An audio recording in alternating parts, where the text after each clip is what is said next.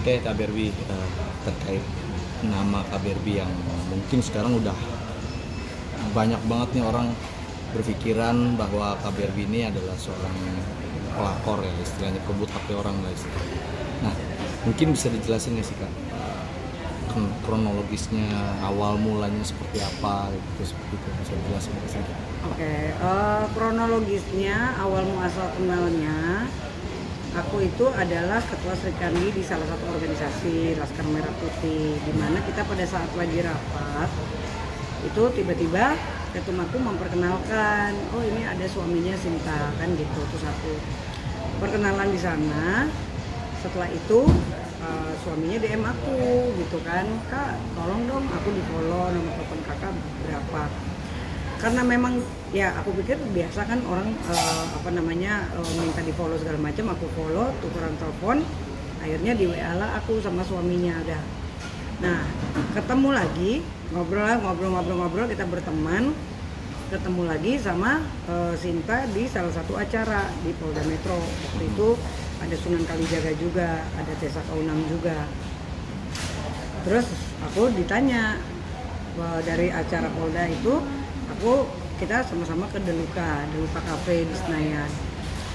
Setelah itu aku ditanya sama Sinta, Kak katanya kata suamiku Kak Berbi waktu itu lagi rapat ngeliat-ngeliat dia ya. Kemudian aku bilang, siapa yang ngeliatin dia? Aku bilang kayak gitu. Aku nggak ngeliatin dia, aku ngeliatin temennya itu lucu, aku bilang kayak gitu kan. Udah, terus aku bilang, nih malah suami kamu kok yang DM-in aku gitu kan. Nah terus emang isi chatnya apa? Biasalah kalau cowok mah ngobrol ya kan seputar kerjaan ini itu udah sampai di situ ya. Terus akhirnya aku pikir kan biasa-biasa aja gitu kan, dan aku kan bilang sama dia. Terus dia ceritalah curhat ya kan, dia mau cerai ini itu. Nah aku bilang ya kalau bisa mah jangan sampai bercerai ya kan, sayang loh kalian kan baru nikah, lagian makanya jangan cepet-cepet nikah. Intinya seperti itulah. Intinya aku di sini menegaskan bahwa aku bukan pelakor, justru aku merasa aku sekarang dikorbankan hanya untuk pemberitaan ini. Aja sih. Ini menarik nih Kak, soal dikorbankan nih, berarti adanya indikasi kalau misalkan Kak Berbi ini jadi apa istilahnya ya, kambing hitam lah ya istilahnya gitu. Nah, apa sih mungkin yang membuat mereka jadi mengarah ke Kak Berbi itu untuk menjadikan kambing hitam? Ya. Jadi gini, kemarin itu kan aku ke Bandung, seharusnya aku meeting sama Sunan, tapi karena Sunan sakit, akhirnya besokannya kita ketemuan di Plaza Senayan, tepatnya itu di minggu lalu di Sensi. Ketika di Sensi abis aku meeting, tiba-tiba kan di situ ada Vicky Prasetyo, ada Sunan. Terus aku dibercandain sama Vicky, udah lo klarifikasi tuh urusan lo sama si Sinta. Ngapain gue klarifikasi? Aku bilang gitu. Karena aku tidak pernah mau nanti disebut kesannya, oh Berbi pansos atau apa. Aku nggak usah ada mereka pun, tiap hari berita gue udah bosan kali media wawancara aku setiap hari kan gitu. Aku bilang dasar apa ini aku bicara. Nah pada saat itu Vicky sama Sunan bilang, ya Bu, ingin lo klarifikasi, ini banyak teman-teman media lagi nunggu statement lo. Bisa ditanya sama anak-anak media berapa lama nunggu aku sampai aku bicara. Itu mereka itu nungguin dari jam 7 sampai jam setengah 10. Aku tuh mikir panjang. Aduh, gue takutnya bumerang buat gue kan. Statementnya apa, bagaimana, kok aku tiba-tiba ditodong. Dan itu banyak banget media.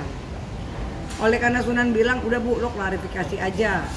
Ya kan, bahwa lo itu bukan pelakor, kan gitu. Dan jangan dibawa-bawa, urusannya melebar kemana-mana. Karena nanti bisa kita tuntut secara hukum, kan gitu. Ya aku ngomong dong apa yang aku rasakan. Karena aku dipersilakan ngomong dan aku diminta untuk ngomong. Walaupun hari itu aku nggak mau ngomong gitu loh.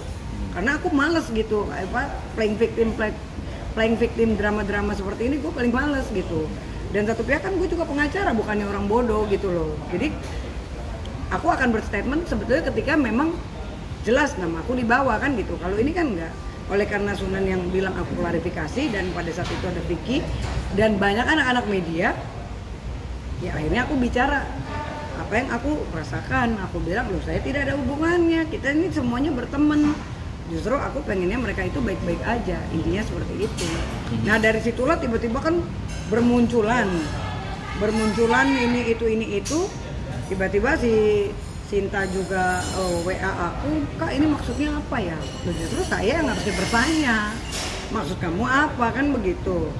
Udah di minggu kemarin ketika aku berstatement mengklarifikasi, dia WA-in aku.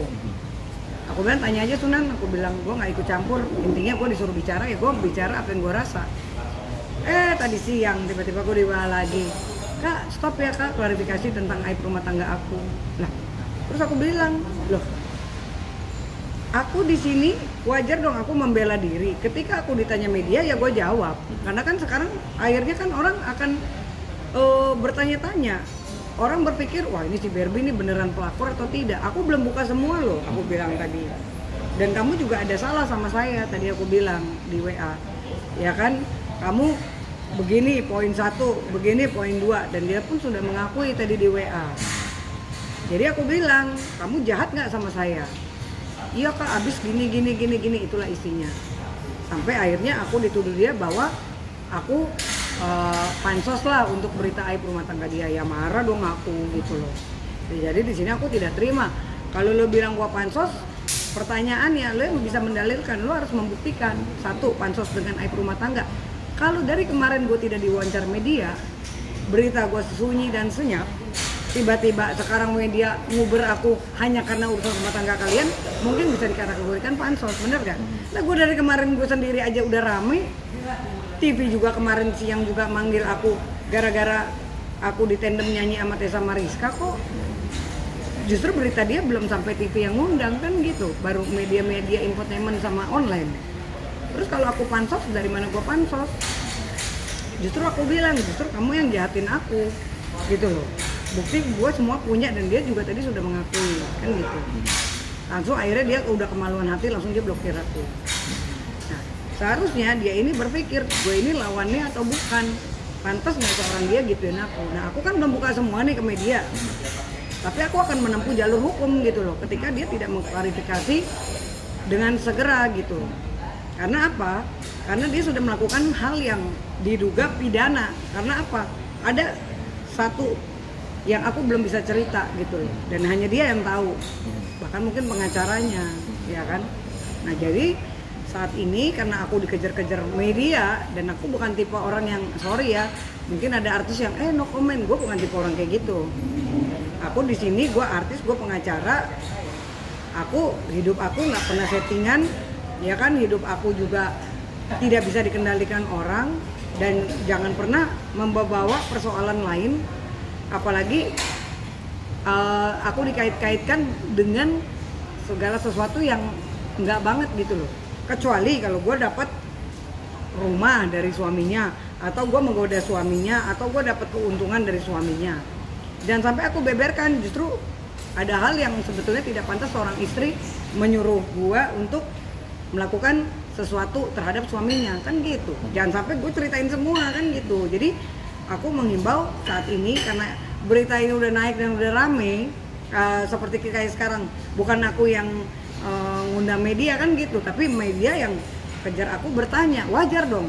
Kenapa? Makanya pertanyaannya, kenapa dari awal kok ada gitu. Nah ini yang harus ditanyakan, bermula dari mana? Aku pun masih bingung gitu, kenapa aku pada saat disensi itu harus mengklarifikasi ya.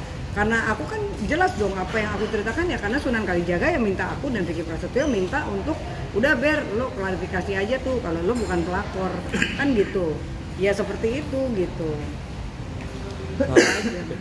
Oke, mungkin dengan stigma masyarakat yang mengatakan menjadikan KBRB ini sebagai pelakor. Ya. KBRB merasa nama KBRB itu jadi tercemar. Ya jelas, sekarang aku merasa namaku sudah tercemar dan aku sudah dirugikan material dan imaterial. Untuk itu aku meminta kepada saudara SB untuk segera mengklarifikasi, angkat bicara, jangan cuma playing victim di telepon, karena aku pun akan tuntut secara hukum dengan sangat tegas, karena di sini sudah nama gue jadi jelek, terus playing victim, Ya kan, padahal dari kemarin isi percakapan dia berantem sama suaminya, isi chat-chat aku lah yang dibawa-bawa. Aku juga udah punya bukti semuanya. Jadi jangan ibaratnya lempar batu sembunyi tangan. Karena aku bukan anak kecil yang dimain-mainin. Gue ini pengacara. Lu mau lawan gue, ayo gitu loh. Dan gue tidak pernah nyenggol lu yang nyenggol gue. Jadi sekarang aku berstatement dengan tegas, aku minta segera klarifikasi atau aku akan laporkan masalah ini langsung ke pihak yang berwajib, ya kan, aku tuntut secara hukum karena aku tidak suka dipermainkan dan diolok-olok seperti ini gitu loh. Kayak mungkin kerugian yang KBRI alami itu dari materi secara ataupun imateri itu seperti apa sih? Ya satu, harga diri kita udah jadi tercemar kan gitu. Kedua, orang kan nggak tahu kronologis awal. Ketiga, karena aku lawyer, aku juga nggak bisa menceritakan hal yang pribadi langsung di media karena nanti kita kena ITE juga. Nah makanya lebih baik dia segera mengklarifikasi karena tadi pun akhirnya dia sok nyenggol aku ketika aku bilang oh ya kamu jahat ya sama saya. Dia pun udah mengakui iya. Apakah ini juga aku harus nunjukin gitu kan isi WA ini ke media? Kan belum saatnya gitu, baru mulut aku doang nih, tapi aku bicara berdasarkan bukti. Apakah pantas dia seperti itu? Terus tiba-tiba udah kemaluan, terus aku dibilang iya katanya aku ibaratnya gila media katanya, gila media menceritakan aib rumah tangga dia. Hello gitu loh, aib rumah tangga lo bagus-bagus isi gugatan cerai lo nggak gue ceritain, gitu loh. Jadi lucu gitu. Jadi di sini lo yang melempar api tapi lo juga yang nggak mau kebakar, intinya sih seperti itu. Ya sekarang kita buktikan saja secara hukum, secara bukti di mana salah gue, di mana salah lo, gitu kan. Aku malah seneng. Jadi kita bicara berdasarkan bukti, jangan seperti ini kan aku nggak ada angkat bicara. Iya, lo nggak ada angkat bicara dari kemarin di media, tapi kan gue yang nyuruh gue berstatement kan pengacara lo. Nah lo tanya dong pengacara lo kan gitu. Kenapa kok bisa sampai dikaitkan? Ketika gue juga tanya pengacara lo kan bilang, ya karena ada indikasi dia memang dari awal bicara tentang isi percakapan WA itu. Apalagi kalau sampai dia men-screen capture tanpa izin aku, itu bagaimana ceritanya? Belum aja aku bongkar semua, banyak banget celah dia yang dia ibaratnya bisa kena pidana gitu loh. Dia sudah lakukan dan aku sudah diem aja sampai hari ini. Tapi kan yang nyenggol-nyenggol dia terus gitu loh, karena dia pikir mungkin aku disenggol bakal tipe orang yang no comment. Ya nggak bisa lagi lah, gue orang hukum gue digitu-gituin, ada batasnya lah. Oke. Terakhir Kak, mungkin setelah adanya mungkin ya kerugian yang lo alami nih terhadap masalah atau case yang mungkin lo sendiri juga nggak terbawa, nggak terlibat dalam hal ini gitu. Iya betul. Nah ini apa sih yang mungkin lo bisa tunggu dari seorang SB ini? Oke, aku tunggu permintaan klarifikasi dia. Satu, permintaan maaf dia. Kedua, dia harus mengganti rugi material dan imaterial gue. Karena satu, nama gue udah tercemar. Kedua, waktu gue udah rugi dong. 1 minggu ini gue udah capek mengklarifikasi sono sini. Karena orang nggak salah disalah-salahin, siapa juga yang mau. Terus dia berharap gue harus diam aja. Emang dia siapa? Tuhan gitu. Aku dibilangin harus diam aja. Dia ngatur hidup aku. Dia kan bukan istri gue, bukan sahabat gue, bukan siapa-siapa. Justru di sini aku yang dirugikan kan gitu. Jadi biar masyarakat tahu gitu loh. Nah ini pelajaran untuk dia ke depan. Jangan lu ngacak-ngacak orang yang udah baik berbuat baik sama lu. Karena bukti-bukti lu ngacak-ngacak hidup gue tuh banyak banget. Gitu loh. Lu ngomong begini, lu ngadu ke sana, lu ngadu ke sini, ya kan? Terus lu nyuruh gue begini, nyuruh gue gitu. Itu ada semua gitu loh di bukti chat dan gue bisa buktikan. Nah sekarang kita tinggal kuat-kuatan aja. Ayo, gue tuntut dengan jalur hukum, gitu loh. Gue nggak takut, itu aja. Nah, biar membalikan nama gue, dia harus membalikan nama aku gitu loh. Jangan gue sahabat dia, gue yang ibaratnya gue sebagai orang lain lah, bukan sahabat. Kalau sahabat kan dekat, karena gue juga nggak dekat sama dia. Ibaratnya gue sebagai temen lah, temen yang kita pengennya dia baik-baik, banyak kok di bukti chatnya, ayo lu baikan lagi sama dia. Orang kemarin sebelum gugat cerai dia juga masih bareng, gimana ceritanya? Terus sekarang dia kebingungan kan, gitu loh. Dia kebingungan, kok gue tahu semuanya gitu? Ya gimana nggak tahu?